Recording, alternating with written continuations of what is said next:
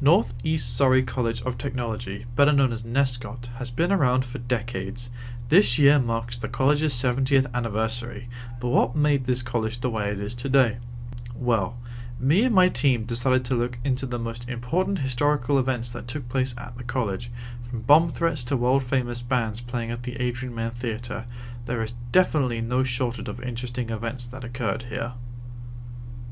NESCOT started off as York County Technical College, with the first students beginning courses in September of 1953, and the establishment being formally opened the following March of 1954.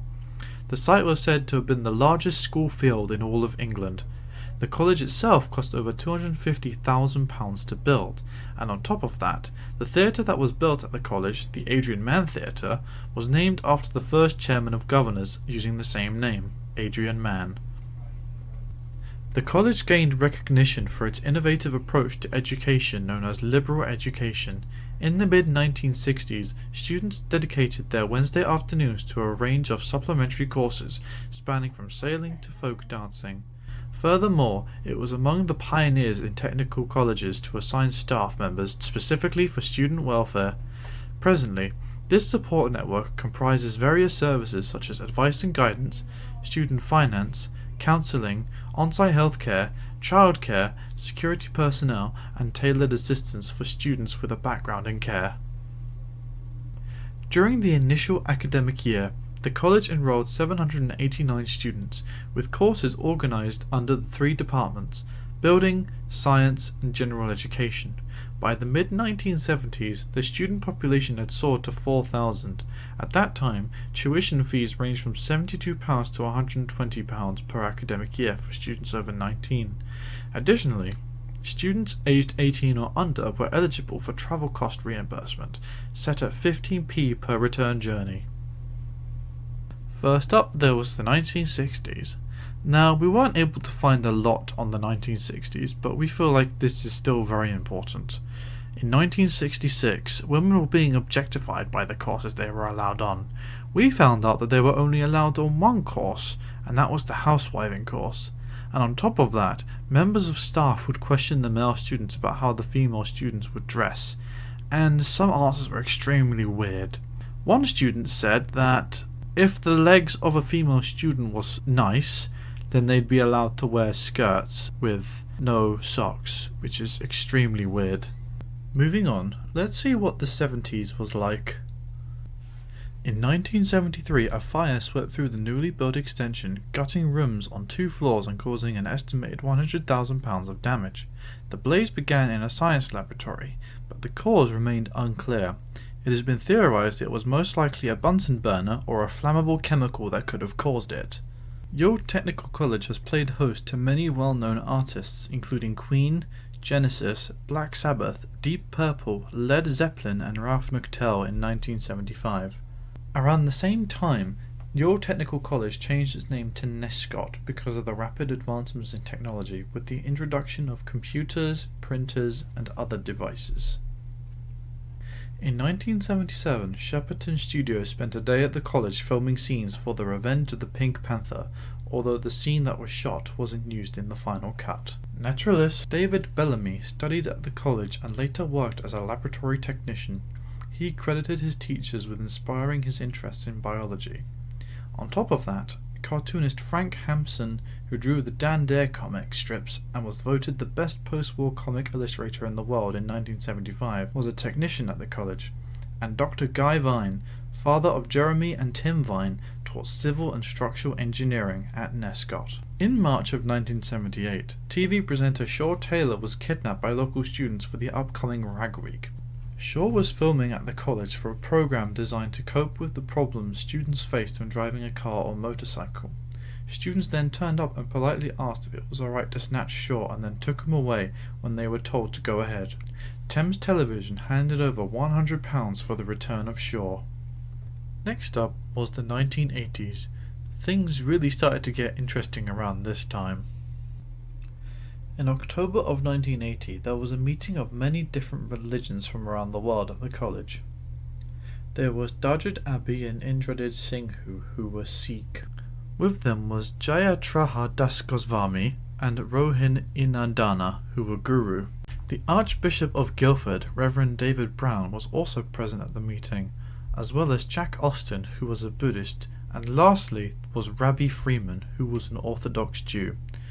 We know not of why they met, but it must have been to do with the equality of all the teachers and the students throughout the college. In June of 1989, a homemade bomb that could have gone off was found at NESCOT. The device was poorly made with weed killer and was found in a plastic carrier bag left in the entrance to a cloakroom near the staff room. It was found by a member of staff at Reigate Road College, and within minutes Scotland Yard's anti-terrorist squad had been alerted. Throughout the 90s, the principal of the college was a woman by the name of Hilary Cole. We were able to uncover a college inspection that took place in June of 1995. It goes into detail about how the college manages its student enrollments, as well as some of the courses that can be taken there. Some of these courses included the Life Science course and Construction Crafts. We found out that the college's annual funding in 1993 to 1994 was £27.07, which was 27% above the median for other further education colleges at £18.92. There was a funding convergence in 1995, and the college's average funding dropped to £22.70, which is still 27% above the general quota when the other colleges' fundings dropped to £17.84. The report states that there were a lot of issues with the college in the 90s that are still a problem today. Some being that there were low amounts of support for students with learning difficulties and disabilities with limited foundation courses. In some areas of the college there was some bad teachings and some students weren't learning anything, and that their financial management was really poor. Jumping up a generation to the 2000s. Back in October of 2002, multiple graduates from Fulham FC and Wimbledon FC had successfully completed a 2-year academic course at NESCOT. This is linked to a joint initiative that was funded by football clubs and footballers to provide further education and vocational training society to develop young players. NESCOT helped by providing the academic and life skills needed for them. During November of 2006, NESCOT honoured its first Asian Premier League player, Zesh Raymond, who played for Fulham and Queen's Park Rangers. During his time at Fulham, Zesh studied with NESCOT. When he got the prize, he said, "It was great to come back to be a part of such a heartwarming event. I enjoyed my time at NESCOT and seeing the prize winners. It was obvious that they were all deserving of the prizes they received, and I wish them all the best for the future."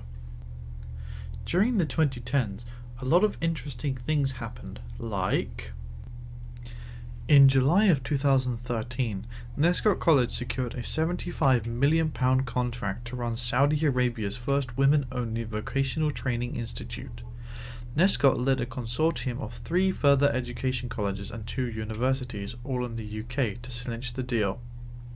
Working in partnership with Highbury College, Portsmouth, Burton and South Derbyshire College, the University of Hull and Birmingham City University, the NESCOT Consortium will deliver educational courses to female students at a women's college campus in the city of Jeddah. All 3 colleges in the consortium are led by female principals. On December 15, 2017, Heathrow Airport and NESCOT College joined forces to make air travel easier for people with disabilities. Air travel at first was quite daunting for those with disabilities, but after the college and the airport had worked together, they created new areas and identification systems for passengers with extra needs. They also worked towards changing the airport experiences for passengers with hidden disabilities, as 7% of UK citizens avoid air travel due to their disabilities, according to the Civil Aviation Authority, or CAA. A spokesman for Heathrow Airport said, "Earlier this year, our regulator, the CAA, gave Heathrow a less than favourable rating on our special assistance service for people with reduced mobility and hidden invisible disabilities. Since then, we have been busy working behind the scenes with our partners to find ways to revamp our service. Now, Terminal 3 has had its special assistance area completely revamped and is more comfortable and visible, and even the signage has been changed." Throughout the college's history, there have been many members of staff working here. We decided to sit down with some of them and ask them about their experiences as a teacher. Can you introduce yourself and tell us what year you started working at NESCOT? Yes, hello, my name is Julie Capsalis and I'm Principal and Chief Executive of NESCOT, and I joined the college almost exactly 2 years ago in 2022. My name is Ginny Kennedy. I started here as a staff member 23 years ago, so back in 1984, and prior to that I was a student here, 40 years ago, so that was 1984 was when I started as a student, 2011 when I started as a staff member. Apologies, yeah. So it feels like forever, but yeah, obviously like it here. Yeah, my name's Louise Gaskin. I'm the Head of Curriculum for Creative Industries, and I started NESCOT in 2012, so 11 years ago. 12 years ago, nearly. My name is Simon Thackwell, and I started NESCOT in 2014, so 10 years at this place. My name is Anne Holt. I'm the MIS Reporting and Systems Developer, and I started at NESCOT in 2000. What developments have you made in your department over the years? So over the last 2 years, I think probably two things stand out that I'm really proud of. But I would say these aren't things that I achieved, these are things that we achieved as a college. The first is that in January 2023, we had an Ofsted inspection, and Ofsted inspections are always very stressful experiences because you really want to showcase the best of the college over those 4 days. And I'm hugely proud that after a very intense and very thorough inspection, NESCOT was graded as good in every area, and that's something I'm really proud of. As I said, not for me, but for our learners and for our staff who work so hard every single day. Probably the second thing that I have had quite a personal involvement with is that this year, just a couple of months ago, in February 2024, we launched our Institute of Technology. NESCOT, in its 70-year history, has a real history of technology, and I think the clue is in the title, North East Surrey College of Technology. And it's wonderful to continue this legacy with a £2 million investment in artificial intelligence, digital, and then looking at its application across different digital industries. So I'm really proud to be a part of the team that brought that to the college. Well, currently I'm working in the media and music department. I've been here for the longest. I have worked in other departments before, but developments are looking at industry, new things coming into the industry. So they've introduced new courses like esports and games design. I think we were the first college to do games design, updating the studios, the equipment that we have, being more inclusive of students and getting them out doing filming externally rather than just in college. So lots of different things, yeah. So we, over the years that I've been here, the past 12 years, we've created a TV studio, which used to be our office. We gave that up and made it into a TV studio. We've created a games hub, a screening room, an art space, an esports room, podcast suite. We've gone from Macs to PCs, back to Macs and PCs again. We've gone from Blackmagic cameras to Sony A7s to investing in all the equipment. That's just in my department. Across the college, I've seen the renovation of the skills park being built as well. So huge building changes and huge facility changes as well, and staff changes. Lots of new staff that come and gone as well. I think we've seen quite a lot of major developments in our department. Initially, when I first came here, there were probably less teachers, so we've seen like an overhaul of staff as well, and in that time we've been able to kind of adapt to the needs of our students as well in terms of what we teach. So it's been an incredible journey so far, I would say, and in terms of developments we've made, I would say that we have a lot more technical equipment than we had.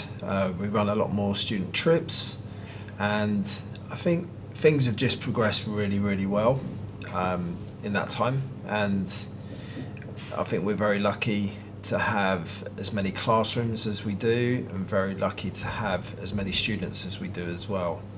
Well, it rather depends on which of my departments you're talking about. So I came to NESCOT as a professional librarian, and so I was working in the Learning Resources Centre, and when I arrived it looked completely different. We had both floors, for instance, and upstairs in the Learning Resources Centre was a silent study area. And there was an AV studio over there, so that's been completely reshaped. And in terms of the service, there is a lot more electronic resources now, obviously, and a lot more access to computing than there was when I first started down there. And then after a few years, I moved over into e-learning, which was quite new to the sector at the time. So I was out and about helping teaching staff learn how to use technology in their teaching, whether it was the interactive whiteboards or video cameras and lots of other things. And I was also looking after the increasing number of websites that we had, including online classrooms. So I was looking after a system called WebLearn, which was based on Moodle, and that became, a few years ago, we moved over to using Google Classroom from that, for instance. And then a little bit more time went on, and because I was so involved in reporting out of the back of those systems for management, and as well as getting data integrated into them, I was asked to join IT services. And again, that was a team that had been spread across the campus, and we came together as one big team. And most recently, we've started to react more to where our systems are being stored. So we store a lot of systems up in the cloud. So, for instance, we've employed our first cloud engineer dedicated to that. And then very, very recently, because I've continued to look after databases and systems and reporting, I've come to work for MIS, Management Information Services, and now that's what I'm dedicated to. So yes, it rather depends on which my department you're talking about. In your career here, what have you been most proud of in terms of student achievements or projects that have been worked well? I think it's an excellent question, because the reason we all work here is for the success of our students. And success can come in all kinds of different ways. Every student that comes here will come with a different aspiration, a different background, and our role is to help them fulfil their dreams and their aspirations.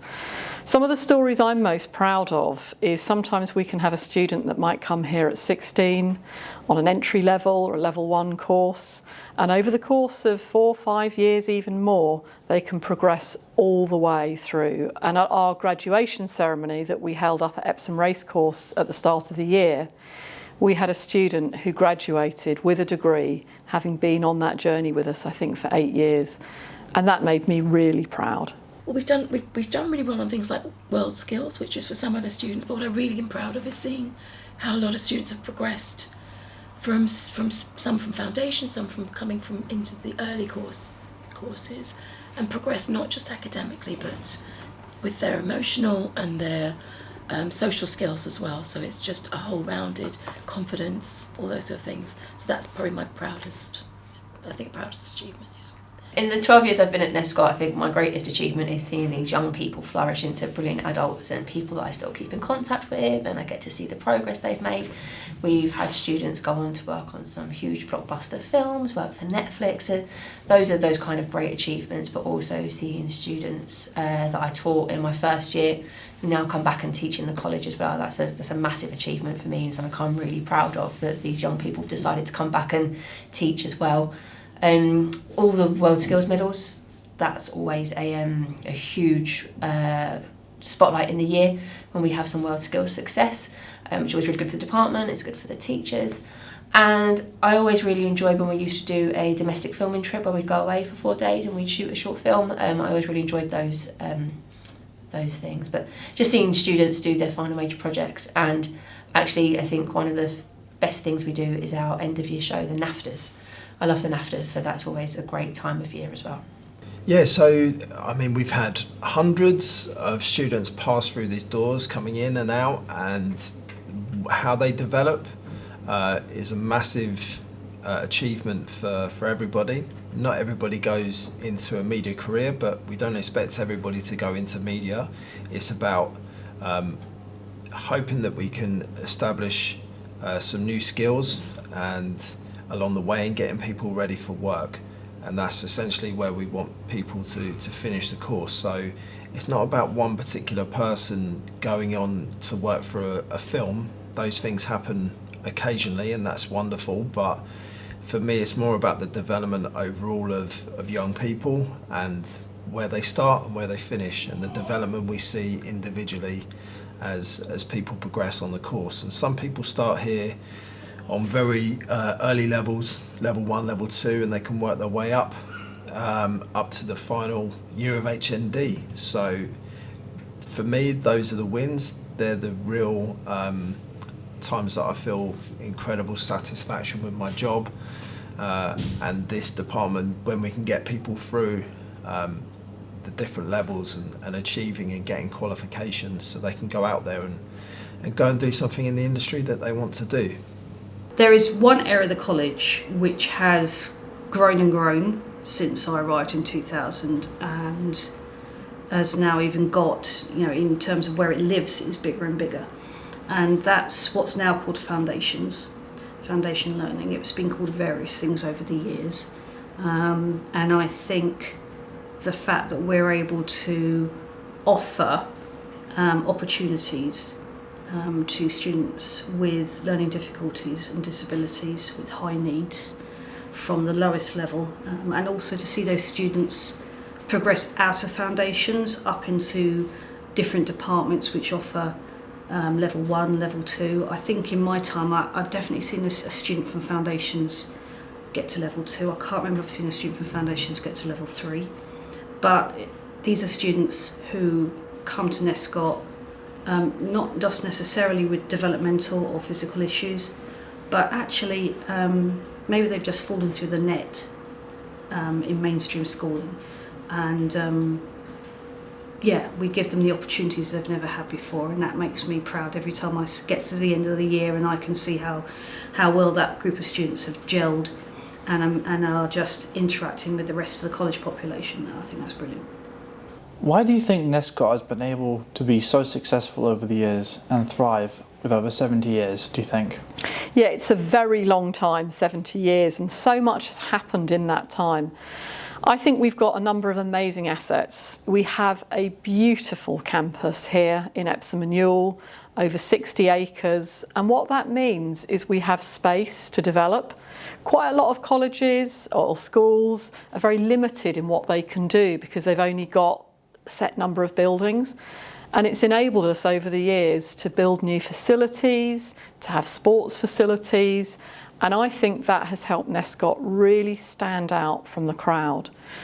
But we've invested in things, and I think that's really important, not to stand still, not to just think, oh, it's all fine now. It's about looking to the future. Where do we need to invest next? Just last year, we invested in electric and hybrid vehicles. I know you might say, well, they've been around for quite a few years. Why haven't we been teaching them before? But it's hugely expensive. We were able to secure just over £250,000 to secure not just the cars, but the diagnostics kit. So in every area we teach, we have to be mindful of the changes in technology to ensure that we're teaching all of our students the skills they will need for the future. Well, it's a very inclusive college. They offer a wide variety of different courses. The curriculum is very broad. Being a vocational college, I guess it's for students who want to come in and learn to go into industry. So there's the variety of courses, acknowledges that. There's support available. The campus is lovely. It's a nice, beautiful sort of, as much as it's not open like it used to be, it's still a very welcoming and safe campus. I think it's a community. I think NESCOT is a place that you either like or don't like working, and if you like working here, you tend to stay here for quite a long time. So we've got a lot of long-serving staff members, especially in my areas. The media team have been here now, I think the person who's been here the shortest is probably Ben, but myself and Damien have been here for 12 years now. Simon's been here for nearly 10, and Jess and Abby were obviously students here, and then they've come back, same as Alex. So I think NESCOT is a place that you feel is a bit like home. So I think that's what contributes to its success, is ability to make people feel like this is a place they want to come every day. So. It's a difficult question to know why we've been so successful. We have some good ratings, which which kind of a good evidence of where the college is at. Our last one being good, and I think the overall objective of staff here is to try and make it an outstanding place to come and study, and that will benefit us as staff and students as well. But having a good rating attached to a college is a really good achievement. It's overall it's everybody's achievement. It's not just one department, it's everybody. So that's a reason why we're successful here at NESCOT. I think we've got a good sort of work ethic generally as a college, and a good family style environment to the staff that work here. And we've been able to have quite a lot of staff that have stayed here rather than move on. And I think that goes to show that people are happy working here, and if you've got people that are happy working here, that feeds off into the students, and that is where we can get some success with our retention, keeping people here and helping young people develop into the careers that they want to. I think because it's been willing to adapt. It's been a slightly different college across all of those years, and it's always had to meet the needs of the local population, the local economy, as well as sort of national needs. And even in my time here, when I first arrived here, we offered A-levels. And it became obvious that in order for us to survive financially, that continuing to offer A-levels wasn't the best option for us. And so we took a very brave decision at that time to drop all A-levels and go purely to vocational courses. But we've grown from strength to strength as a result. But you do need, within this sector, you have to be constantly responding to the changes in the local economy and what the local population want. What do you think the future holds for your department and for the college as a whole? That's a huge question. I think the future of NESCOT can only get brighter. I see the amazing investments I've talked about, whether in our Institute of Technology. I see the links that we're making with business as well. That's really important. A big focus for me these last 2 years is to work closely with employers to ensure that they are helping us develop our curriculum. They're potentially offering apprenticeships and routes into employment for our students. One of the challenges we have as a college is we're located really close to London. And it's really tempting when you finish studying here to go and work in London. There's great jobs, there's great careers. But I'm really passionate about this place. I'm really passionate about Epsom and Ewell. We've got major employers here. We've got Toyota, we've got Atkins Realis, we've got the NHS, we've got hospitals. There are great jobs in this local area. And my passion is about training people of all ages to be able to fill those jobs, to live in this area, to work in this area, and for this to be a great place to live and raise a family. The future for this department is to continue as we're doing, is to look at where industry changes and work with that, and bringing in new equipment, new courses that fit in with what's happening out there in the world. I mean, taking on board, say, like the esports, that's a course that we're doing this year, which is very much on vogue at the moment. In terms of the college itself, I would hope they would just continue looking at students being the centre of what happens here and ensuring that they receive good education and enjoy their time here. All for our department, the teaching team are up for the National Teaching Team of the Year award, which I think is a huge recognition to be shortlisted for that. So I'd like to think the future holds them winning an award for Best Teachers of the Year in the country. I think lots more student success at World Skills and in department, lots of students making brilliant films like you guys are now. And I think for the college, I think it's that journey to outstanding and ensuring that the college puts those things in place so that we can be the college of choice for young people. So the future for NESCOT, wow, okay, I really hope that we're going in another 70 years. I won't be here, I don't think, unless they think of a new course where cryogenic freezing potentially. But I really hope that we're here, still thriving, expanding, got new courses, new ways of thinking, and developing every year in our different departments. But it's a vocational college, and people choose to be here, and they want to choose to do something, whether it's working in public services or in creative media and film, or working in the music industry, or going to work on a farm. These are really important jobs in the future for people, and it would be really great if we can keep developing all the time. And I think the college has made recent decisions to help improve where we're at and where we're currently going as well. And we've got some good people in charge as well, and I think their heart is invested into making this place as good as it possibly can be, and let's hope it continues. Now that we've delved into the past and the present, it is now time to think about the future. We sat down with the head teacher, Julie Capsalis, and we got her opinion on what the future of the college would be like and any future events that would benefit the college. What do you think NESCOT will look like in about 20 years or so? That's a great question, and actually it's something I am thinking about, because to develop a campus the size of this, sometimes projects can take 5, 6, maybe 10 years to happen. So you have to be planning and thinking ahead. Maybe not as far as 20 years, but some of the really big questions that I think we need to be asking ourselves is around sustainability. I feel very strongly that this campus that we have here, this beautiful campus, we don't do enough around sustainability, around looking at our carbon footprint. So I would like us to look at, can this campus be carbon neutral in 15 years, maybe 20 years? We have an amazing car park here. People often joke that one of the best assets that NESCOT has is one of the largest free car parks in Surrey. Now that's great. I drive, I love the fact I can park easily. But going forwards, as we start to look at more sustainable transport and encouraging people not to use cars, maybe we should look at using that land for something else. So that interests me. We also have amazing sports facilities. We have fields out the back that are used at the moment predominantly for football, for our football academy. And I'm really keen to develop those, working with partners into a centre of excellence for sport, health and well-being. So lots of exciting opportunities, but more than anything else, I want NESCOT to be here in 20 years, to be an outstanding college and to be a real centre of the community. What do you think will be added to the college within that time frame?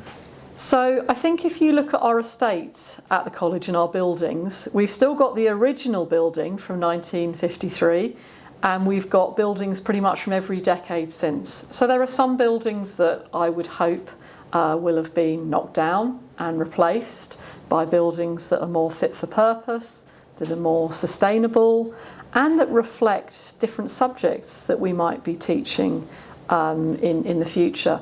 An example of that would be our new Institute of Technology, where we're teaching robotics and artificial intelligence, and we've got 2 immersive suites.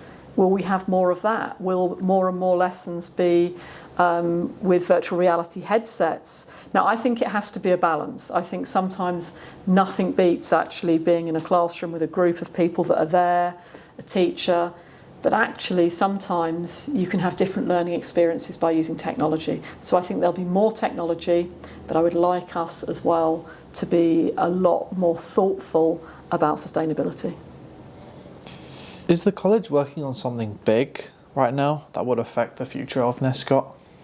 So we're always thinking about the future and what should we invest in next. And thinking about something big isn't always thinking about a new building or a new kit or a new bit of facilities. So a couple of things that we're doing at the moment that I'm really proud of, that I think are big and important. We launched a degree apprenticeship in lab technology about a year ago. And that's something really important.